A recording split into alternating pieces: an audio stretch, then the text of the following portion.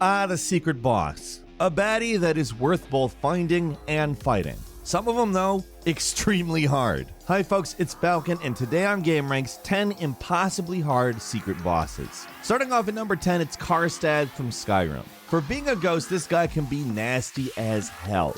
He'll only appear after completing an unmarked quest called Summoning Karstag, a very creative name, of course, for an unmarked quest that summons a boss named Karstag, where you have to go to this location called the Glacial Cave and get a skull, then place the skull on the throne in the Castle Karstag ruins. If done correctly, the Ghost Frost Giant will appear and wreck you if you're unprepared. He's level 90, he does constant frost damage just by being close to him, and he is himself totally immune to frost damage, which seems obvious enough as well, although also he's immune to poison and paralysis, and he can just smack you across the room with a stomp attack. To make matters worse, he will summon 3 ice wraiths after taking enough damage, and he regenerates health. He does it quickly, might I add. Oh, and if that stuff isn't annoying enough, the screen shakes like the whole thing. It just shakes for pretty much the entire battle. Killing him isn't even really worth that much. It'll get you a few grand soul gems and the power to summon Karstag as an ally in battle, which sounds pretty useful, right?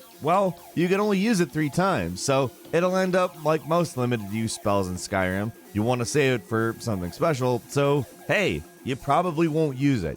Number 9 is Sigrun from the new God of War on PS4. In the newest God of War, there are 8 optional Valkyrie fights hidden around the world, all of them pretty tough in their own right. After beating them all, though, you can bring their helmets to these thrones at this spot called the Council of Valkyries. Place all 8, and you'll be able to take on the ultimate challenge in the game, Sigrun, the Queen of the Valkyries. This boss is absolutely nuts. She doesn't just do way more damage than any of the other Valkyries you had to fight, she's got almost all of their movesets as well. I mean, she has got a ton of really powerful, really annoying moves. She's incredibly aggressive. Your regular attacks only do a tiny fraction of damage to her, and it only takes a few hits from her to take your health down to nothing. Seriously, she's got so many annoying and hard to dodge attacks, but the one where she flies up in the air and then falls down and stomps on your head, that is just the worst. Because of how crazy she is, you're basically forced to deal with this fight completely differently than how you fight for the rest of the game.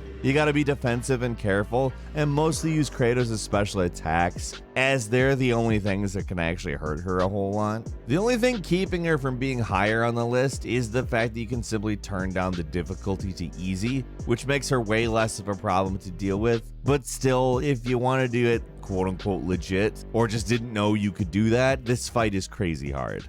And number 8 is Dark Eater Midir from Dark Souls 3. The Dark Souls series has some really tough optional bosses in it, but for our money, this guy is the worst. He also fits the secret boss description probably the best, as his arena is literally hidden away behind an illusory wall. The fake wall is just the start of it too. After that, you have to find this destroyed shrine that doesn't look like anything special at all, but it's actually the entrance to his boss arena. Yep, this hole that looks like a bottomless pit, like every other hole like this in the game. You just fall down it, and for some reason this time you survive. And you get the privilege of fighting one of the most frustrating bosses of the entire series. Being a dragon boss, Midir doesn't have a lot of attacks, not like a huge variety or anything. The problem is they're all incredibly damaging attacks, and because he's so big, it can be difficult to tell what he's even doing, at least at times. On top of that, he's got a massive health bar that takes a very long time to whittle down,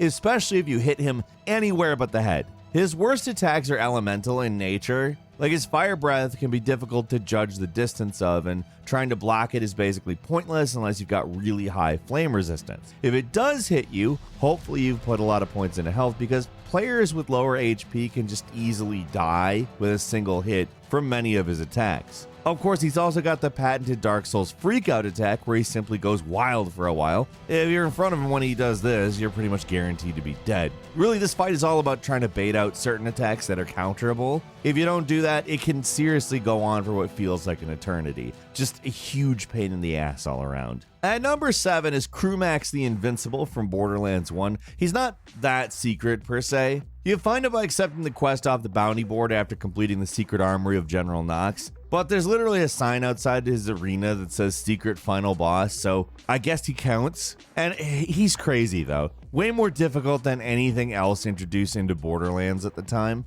Many other raid-style bosses have appeared in various sequels, but a lot of fans still think this guy's the worst of them. At the very least, he's probably the most noteworthy, being the original. There's a few things that make him so tough. Firstly, he's absolutely huge, so even his basic attacks are really hard to avoid. Second, he loves to summon minions and generally makes things more annoying that way. And third, he has no weaknesses and an enormous health bar. What makes his minion summon so annoying is that each one of them has different weaknesses, so just dealing with them alone can be extremely tedious. The absolutely most annoying thing about this dude is the attack where he just burrows into the ground and changes positions, and the one where he jumps into the air. I mean, these both have basically identical startups, so the only way you can tell the difference between the move where he just goes somewhere else and the one where he jumps into the air and dives into the ground, which is maybe the most dangerous, hard to avoid, and damaging attack, is that it makes a roaring sound when it moves and doesn't when it's actually going to attack.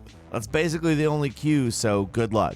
Sure, many argue some of the later raid bosses in the series are tougher, but they pretty much stop being secrets or a surprise in any way after this guy, and either way, he is still incredibly difficult. And number 6 is Super Mario RPG's Gameranx. It's easy to forget how weird of a premise Super Mario RPG is.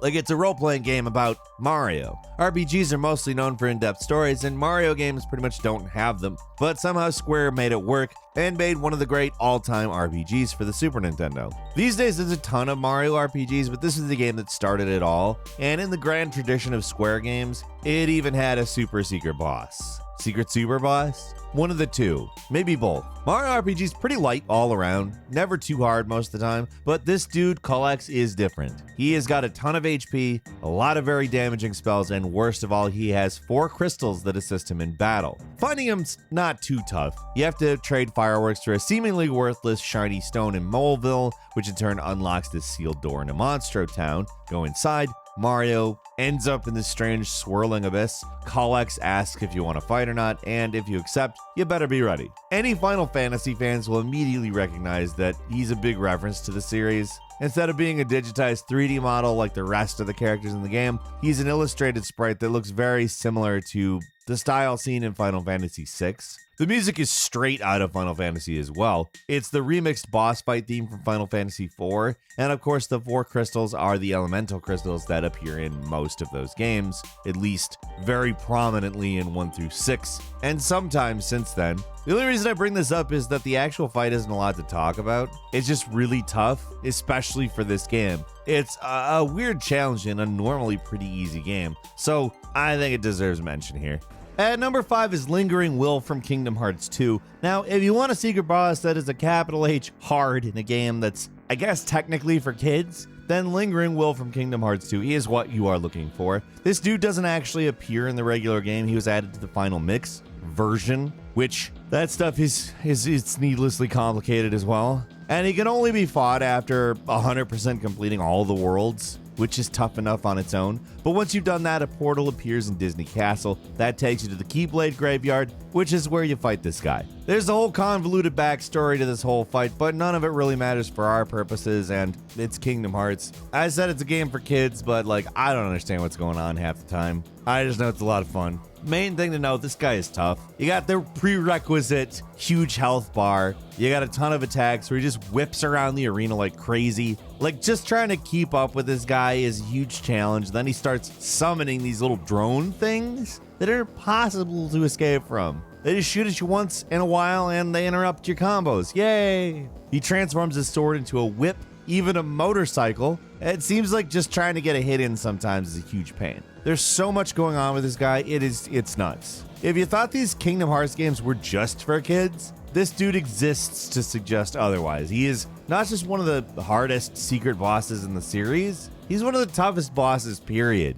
And number 4 is Galamoth from Castlevania Symphony of the Night. When it comes to classic secret bosses, Galamoth is one of the best. Found in the floating catacombs, this guy is totally optional and only becomes available after unlocking the reverse castle. It's not particularly secret anymore, but finding out that there was an entire other castle basically hidden in Symphony of the Night was mind-blowing at release. Sure, it's basically just the regular castle flipped upside down, but all the new enemies and bosses make it definitely worth exploring. And Galamoth is tough, significantly tougher than the last boss. He's basically harder than anything else in the game, and nothing comes close. What makes him so difficult is really simple. He's got this lightning attack that basically hits the entire arena and destroys you in seconds if you don't have some kind of protection. His other attacks are not much better. He is just so big and takes up so much of the arena that just avoiding him touching you can be a pain. Even with some of the best weapons in the game, the damage you can do to him is pathetic. Like, look at this. We're doing like 3 damage a hit to him, and he's got 12,000 HP according to game FAQs. The only thing that keeps this guy from being basically impossible is that there are a few ways to cheese him, like tricks that you would have no idea about though unless you look him up. At number 3 is the psychiatrist from Katana Zero. Katana Zero's kind of game, it just came and went. Feels like it's only been a few years, but it's not one that we hear about a whole lot. It's actually really a great game. And one of the coolest things about it is the fact that there's a crazy secret boss you can unlock, but actually doing it is incredibly tough. Katana Zero is basically a side-scrolling Hotline Miami with more of a focus on story. A big part of it involves talking to the psychiatrist character who's clearly manipulating you somehow. It doesn't seem like there's anything you can do to get rid of this guy, but actually if you do a lot of very specific things to piss him off, he'll get so mad and you have to fight him. And the fight's completely nuts, by the way. Completely nuts. In his first form, he attacks you with these giant hands. If you're stuck long enough in them, he blows your head up. Remember, this is normally a pretty down-to-earth game. The only really out there sci-fi thing is that there's a drug that makes you feel like you're slowing down time. Now you're fighting a psychic who can create copies of themselves and throw energy balls at you. But then the eyeballs appear and the screen starts to get messed up. That's when things get really weird.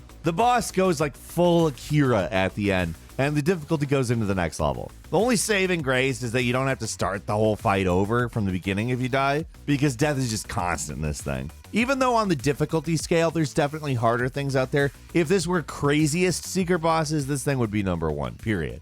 At number 2 is Osma from Final Fantasy IX. This weird-ass sphere thing is both well-hidden and ridiculously difficult. It's arguably one of the hardest bosses in the entire Final Fantasy series. While most super bosses in these games are just in the open or found by completing hunts, this guy is hidden away in a literal shadow. To find Osma, you first have to get to the Chocobo Air Garden, a place that can be only reached if you got a flying Chocobo. You have to follow some cryptic clues that lead to some possible locations of the floating island, which is only marked on the map by a slowly moving shadow that can randomly appear in a few different locations. To get to the island, you have to position yourself over the shadow while riding a flying Chocobo, and then use an item called the Dead Pepper. If the stars are aligned and everything works, you end up in the Air Garden. From here, accessing Osma is actually really easy. Just go to the Eidolon Cave and you get the option to fight it. It's brutally difficult though. It's got multiple instant death spells. It can cast Curse, which inflicts Confused, Poison, Slow, Mini, and Darkness. All these statuses at once. Osma can cast Meteor, which if you're unlucky can hit the entire party for 9,999 damage, and it'll even steal your MP if it starts to run low.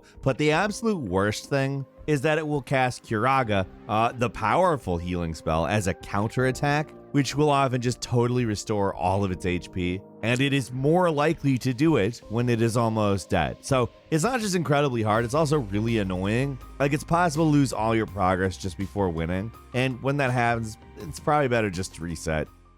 And finally, number 1 is the Demifriend from Shin Megami Tensei, the Digital Devil Saga. The Shin Megami Tensei series, and to a lesser extent the more well-known Persona spin-off series, is all about 2 things: Japanese teenagers dealing with mythological beings and some crazy hard bosses. Out of all of them, this guy, the Demifriend, probably is the worst. In a series that has some of the hardest bosses of all time, this guy's maybe the hardest of all of them. He's so tough, the only way to even face him is to start a new game plus. Considering he's the protagonist of Shin Megami Tensei 3 Nocturne, it makes sense that he's a challenge, but they go way overboard with it. First of all, if you got certain forbidden moves, he'll just instantly kill you on the first turn. Basically, any ability that can nullify his attacks is forbidden, so eventually you're going to have to deal with the most devastating attack called Gaia Rage, an ability that will pretty much always kill you. only surefire way to avoid being killed is by using a normally useless spell that makes it so your characters always dodge while they're asleep and hope one of the boss minions uses a sleep spell before he kills all of you. Seriously, that's pretty much the only way to survive this fight, and just to really piss you off, he always restores his health to full when you take half of his health off, which means that he's basically always got 1/3 more HP than you think. And that's only scratching the surface of the BS this dude's capable of. It's complete nonsense and near impossible as a secret boss can get. And a quick bonus is Sans from Undertale. We've mentioned him before, but the secret boss of the genocide route, Sans, is crazy hard. You know it's gonna hurt when the guy pulls out his ultimate attack as his first move. There's really no way to actually fight him. It's basically just an endurance round where the only way to win is survive long enough. And that's all for today. Leave us a comment. Let us know what you think. If you like this video, click like. If you're not subscribed, now's a great time to do so. We upload brand new videos every day of the week. Best way to see them first is, of course, a subscription, so click subscribe. Don't forget to enable all notifications. And as always, we thank you very much for watching this video. I'm Falcon. You can follow me on Twitter at Falcon the Hero. We'll see you next time right here on gameranx.